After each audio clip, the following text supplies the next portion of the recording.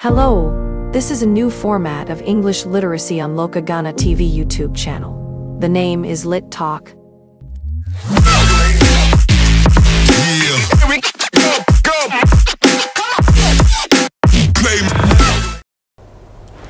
Okay, hello Lokaghana viewers.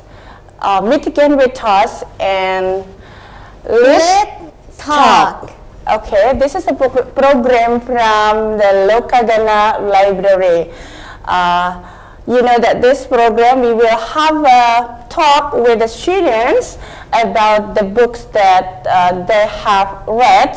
Of course, the book comes from ERF, the Extensive Reading Foundation. And in this program, we come to LitTalk 4. And today we have a very special occasion, special guest, because in this episode, I did not host you from the beginning until the end, because we have a guest from far away, from New York. Yeah, live in New York, born in New York, but I will stay in California. Yeah. Okay, she is ETA, English teacher assistant from AMINEF, American Indonesian Exchange Program. If you want to know about it, you can find the information from the AMINEF website. Okay, please welcome our host today, Allison. And please, Allison, you can introduce yourself and then you can lead this program with our student, Alexandra. Dee Alexandra. Okay, time is yours. Thank you. I'm Allison Gross. I'm from New York City in America, and I'm so excited to be here today for LitTalk. And we are going to be discussing the play by Shakespeare, Romeo and Juliet. And I think we're both very eager to get into it. Of course. This play to me is very symbolic and very philosophical, and it grapples with many different themes, and I'm excited to hear your perspective, your opinions about this play. So shall we begin with some questions? Of course, we can begin now. You introduce yourself first, please, so the Lokaghana viewers know about you. Okay, hello everyone, I'm Dee Alexandra M. I'm from class 12 Science 4, and today me with Allison are going to talk about a book by William Shakespeare, which is Romeo and Juliet. Okay. Okay, ready? Let's begin. Okay, let's begin. So I guess for our viewers, let's lay the scene. When does this play, around when does this play take place? From this book, I get that this play is around the 14th or about the 15th century in the Italian Renaissance. Yeah, 14th or 15th century during the Italian Renaissance, and it's a little bit unclear exactly when, but that's sort of about the time that this takes place, yeah. Okay, could you tell me, like, in your opinion, what is this story about? So publicly, this story tells about the love story of Romeo and Juliet, which is end tragically, because in the end of the story, both Romeo and Juliet are death.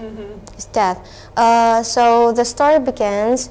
William shows that in the beginning of the story, the Capulets and the Montagues, which is the family of Juliet and Romeo, are hate each other. And so Juliet and Romeo find each other and then they fall in love. But tragically, because of the hate of their family, both of parties can express their love, and then they die tragically because of that. Yeah, it's about this like forbidden love, romance. Forbidden romance. Because of these old family feuds, these conflicts between Romeo and Juliet's families. Yeah, very well put. Could you tell me a little bit about two characters that stand out to you in this play? Okay. Well, actually, to me, this is not quite the story that I like. So to find my favorite character is quite difficult. But to me, my favorite character in this story is Benvolio. Okay. He is Romeo's cousins, I think. And to me, in the whole story, Benvolio is the one who has the straight mind, and then he's the one who is rational to all the feud between the Capulets and the Montague. So when both parties of Capulets and Montagues getting into a random fight in the street, Benvolio is the one who will take the place to separate both of parties, so that there will be no fight between both of the families. So yeah, Benvolio is my favorite character in this play. I guess that's it.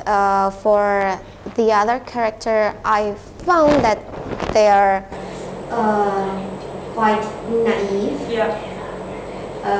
Whether it is the main character, Romeo and Juliet, and then their family too.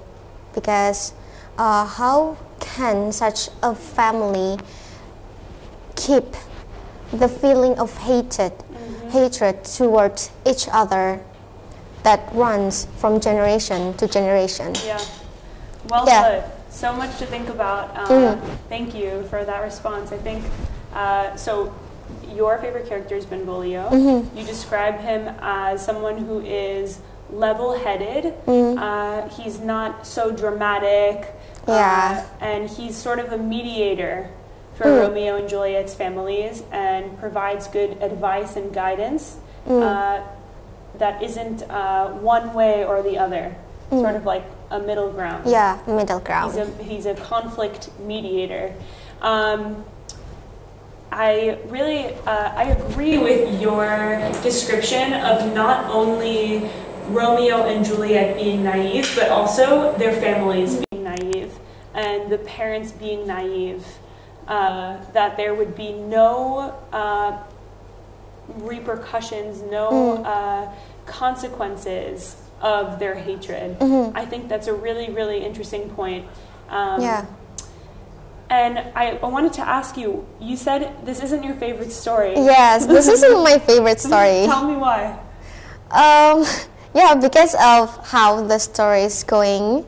I don't really like the plot and the ending of the story. Well, for me, I think both Romeo and Juliet is still naive. And then their love story actually sacrificed so many people. So in this story, I found that Juliet's cousin Tybalt, for me, Tybalt is a troublemaker from the Capulets, from Juliet family, which is always cause problem with Montague. And then there's Benvolio, who's being the mediator of both family.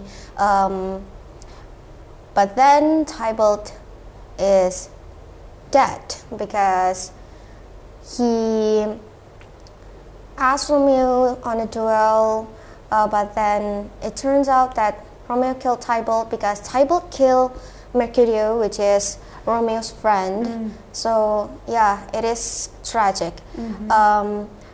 Aside from the death of both main character, there are the death of lots of people too. And then not just that, both families of Romeo and Juliet not just cause trouble for their child, but they also cause a lot of problems to the foreigner people, to the city where they live.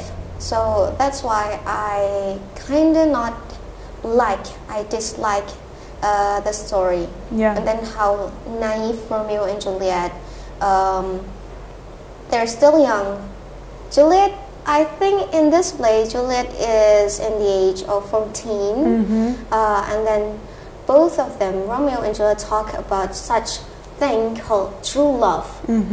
But we don't know if it is real true love or maybe just some kind of obsession towards each other. Right. I'm going to ask some questions about that exact point.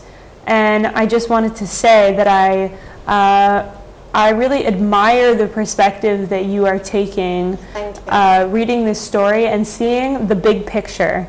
It's not just about, as you said, the death of Romeo and Juliet. There's so much senseless violence and so many other deaths that happen. And even the townspeople are affected by this family feud and rivalry. And I think that you have, it's an important thing to see the big picture of how much people are affected by this feud, not just the two main characters. So I really appreciate that perspective. Yeah, thank you very much. Going back to what you were just saying, I have a question about this very concept. So Juliet is very young. Yes. She's 14 years old. Romeo is as well. And even though when this play took place in the 14th or 15th century, the human lifespan was shorter. So people died sooner, so they got married sooner, they had babies sooner. Even though that is the case, 14 years old is still only 14 years old on planet Earth.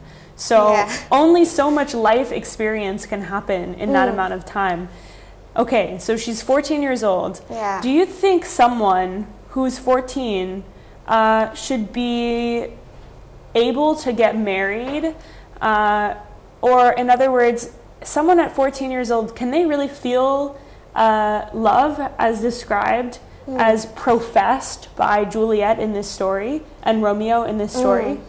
What do you think? For me, for a girl in such a young age, in the age of 14, to feel such kind of feeling that she calls true love, it isn't true. Because I guess maybe Juliet just admire Romeo because of his visual.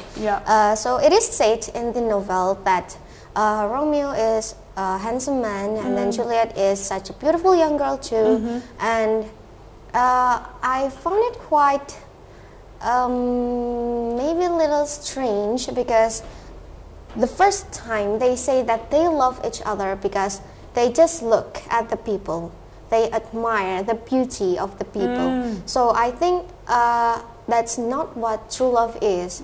I guess that's just some admiration to the people, to whether Romeo to Juliet or maybe Juliet to Romeo. So I guess what they call true love in this story is something that is nonsense. For me, it is like that. And then for a people in such a young age, we can say maybe Juliet to marry it in such a young age.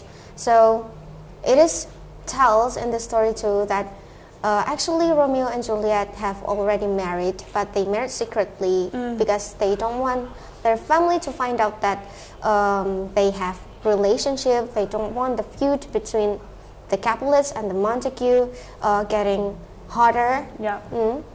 So I guess that's not true love. And then it is illegal, I say, to marry in such a young age.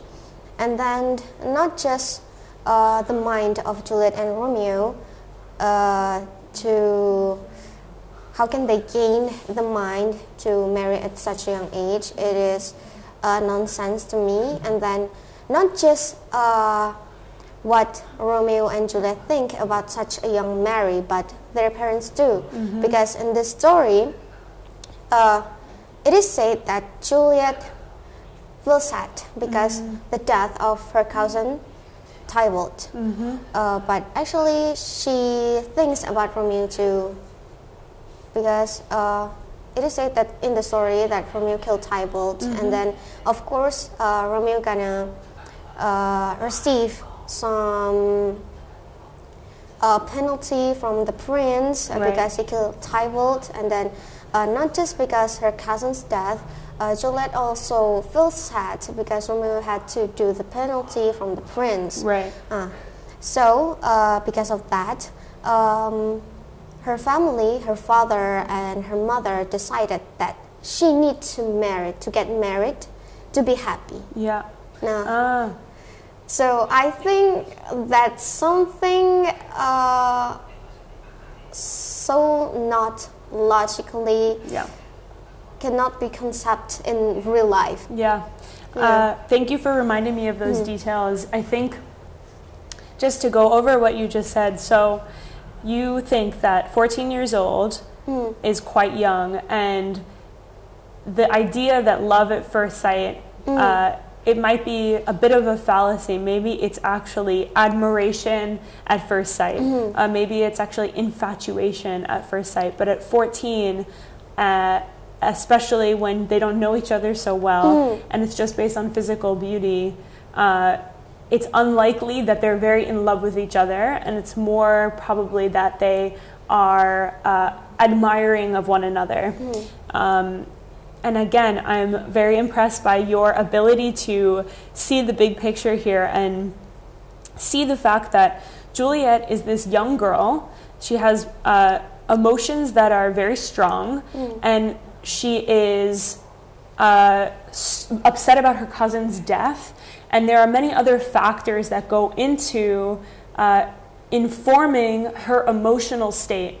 And for her parents to think that the solution is for her to get married to Paris, that actually is naive of them, because it oversimplifies the situation. So I think that those are really good points.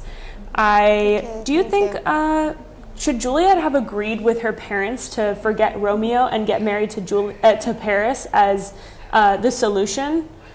I actually don't agree about her parents' opinion for her to marry Count Paris just because they don't want their daughter to get sad again. For me, it is a nonsense, and then it is something that you can't call a solution of a problem. I'm very confused here because why don't you just talk to your daughter and ask her what is her problem so she can be this sad, and then try to figure it out about the solution of the problem together. But instead of gaining communication with Juliet, they just put what they think it is right to Juliet into the end of the decision. So I think it is right for Juliet to disobey if she thinks that what her parents will, it is not the same as her heart's content. Because communication is important. Whether it is between parents and their children, or maybe in your relationship with your boyfriend or girlfriend. So why don't they just maintain some communication with Juliet? You are taking the words out of my mouth. I think that one of the main lessons that I see from this story, we were talking earlier and I described this as sort of it's a symbolic story, it's a cautionary tale. I think Shakespeare wrote it so that the readers can see it as a warning. And one of the warnings, I think, is what happens when you don't communicate.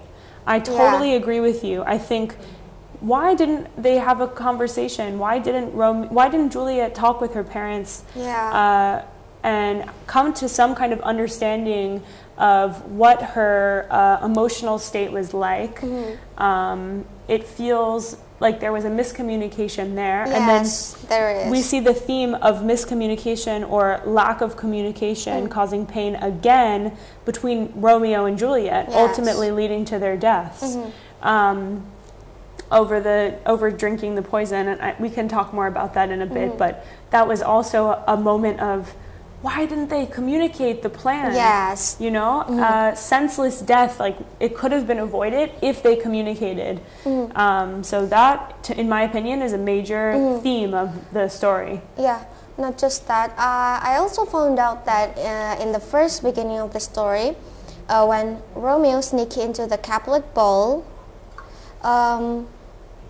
Juliet's dad allowed Romeo to go to the Capulet ball, even though both of the family have viewed towards each other. Right. And then Lord Capulet, our Juliet's fathers, said that Romeo is a good young man, so just let him into the Capulet ball. I mean, when he knew that not all of the Capulets are, if he knew that not all of the Montagues people are evil, if we can say, or maybe bad, why don't he just communicate with the Montague about their family feud? Yeah. If he communicate sooner, maybe there will be no death of Romeo and Juliet. Can I ask a follow-up question? Of course. Why do you think, if Juliet's father had this opinion of Romeo, where he felt Romeo is a good young man, let's let him into the ball, like let's just look the other way and let him into the ball, I know that he's a good guy. Why do you think this feud exists if Juliet's father knows that Romeo is okay? Or in other words, if not everyone in Romeo's family is a bad, evil person, as exemplified by him being allowed to come to the ball, why can't he have a change of mind or a change of heart? Why do you think? It is said in the novel that Juliet's fathers ever said that the old man is fine. I mean, right now they don't really think about the feud between the Capulets and the Montague, but what they cannot avoid is the younger person, as we can say here, like Tybalt. I don't know why, but in this novel he has such a big hatred feelings towards the Montague. Yeah. And it is not said the specific reason why, but I guess just the same as Juliet and Romeo, we cannot control a youthful soul. So even if the elder of the Capulets and the Montague start to discuss about the feuds between both of the families, it is not, I mean, they will not know what is the young people opinion about that. Yeah, and I think that the idea that there's this long-lasting, it's almost like a mountain, like you can't move it. It's just this idea that this hatred, this family feud exists. There's nothing that can be changed about it. Even if we have other opinions, it's a fact that we have this feud and it must be upheld. And I think it's really toxic. Something else that I wanted to bring up was, I like this perspective that you have that Juliet had the right to disobey her parents because she felt in her heart that she wasn't aligned with their desire for her to marry Paris.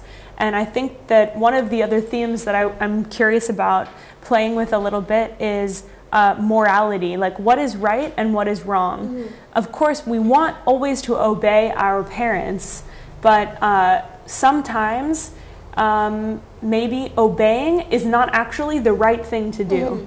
So I thought that was a really good point.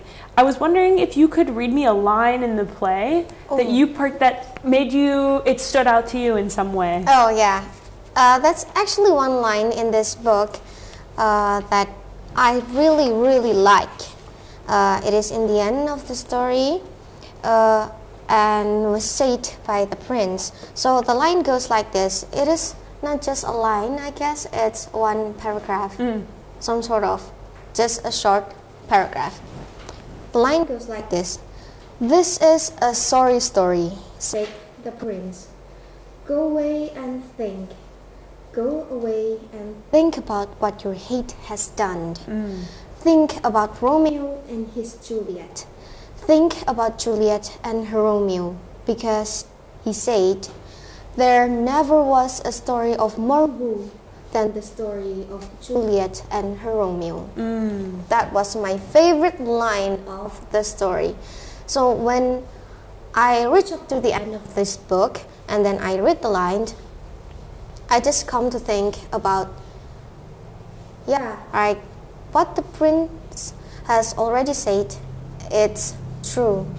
And from that, I start to some kind of look at myself and then I kind of look of what the past thing I have done to the people around me, maybe the negative feelings that I let to go out and then they affect the people around me and bring some kind of loss to the people around me. They bring so much pain, maybe some kind like that. Yeah.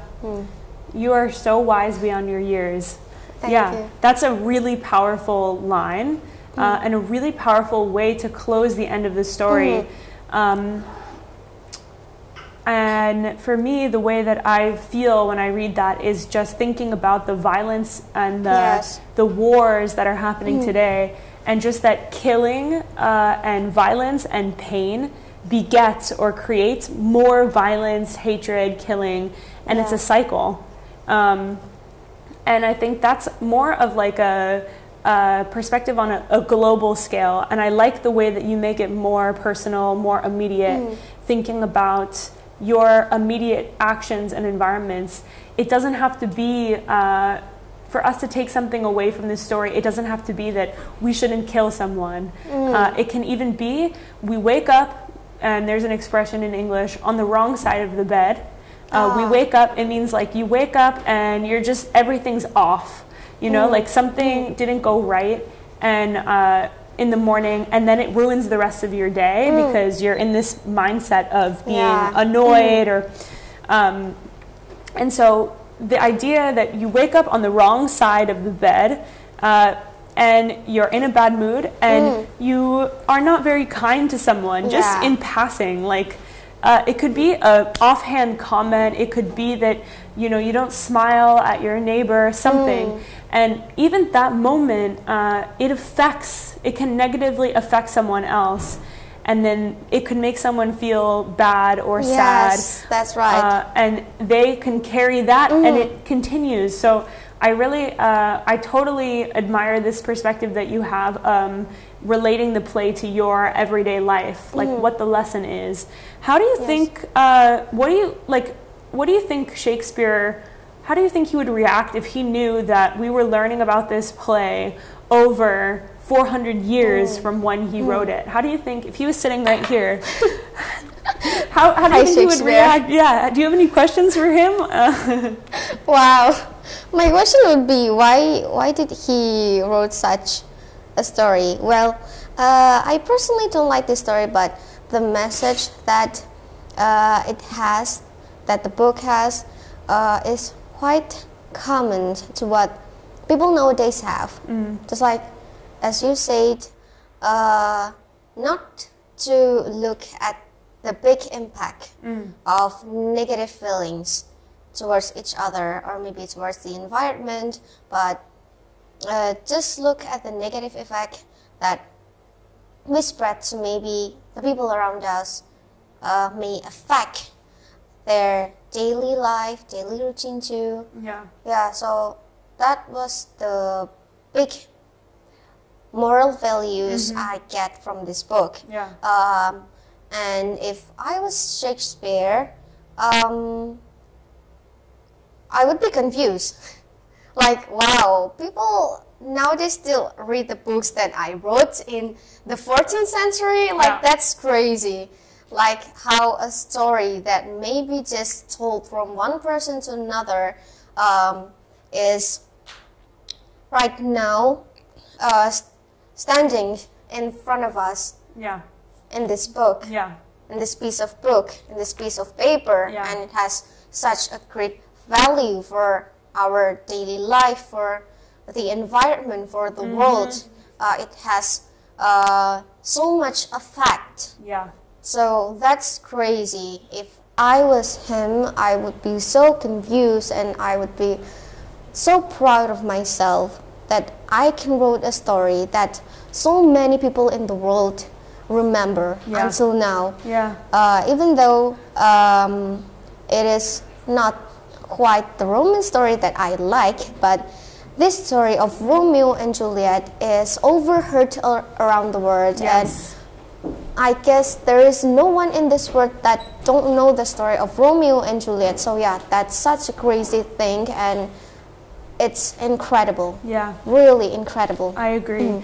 And I think that the power of this story is that it can be read, it's amazing to read it in English, and we will touch on the importance of, I think, talking about English, talking in English about English literature in a little bit, but I think regardless of the language, the message can be carried to many different cultures and many different settings. And for me, I think maybe that's why it has lasted 400 years. This play relates today to our immediate life in the way that you described about, you know, what your actions might, how it might affect your neighbors, for example, waking up on the wrong side of the bed. But also, there's a lesson about, you know, what hatred and stereotypes can do for people that come from different races, different economic backgrounds, education, language backgrounds,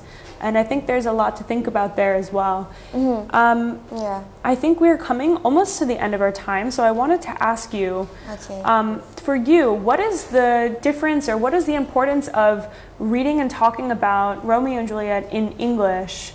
And what is the value of reading in English for you?